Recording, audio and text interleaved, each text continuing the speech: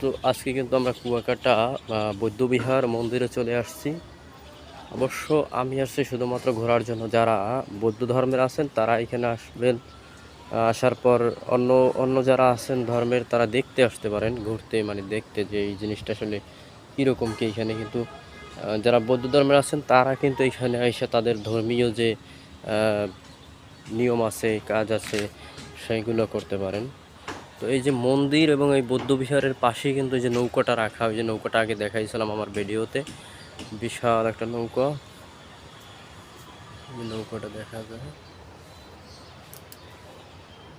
নৌকাটা দেখা যায়, বিশাল নৌকা। তো এইটা ছিল পুরনো এখানে, এরপর হচ্ছে নতুনটা করা হয়েছে। তো এইখানে মনে হয় যে বাচ্চাদের এখন পড়ালেখা করানো হয় এখানে, যে বৌদ্ধ ধর্মের যে ছেলেপেলে আছে এদেরকে লেখাপড়া করানো হয়।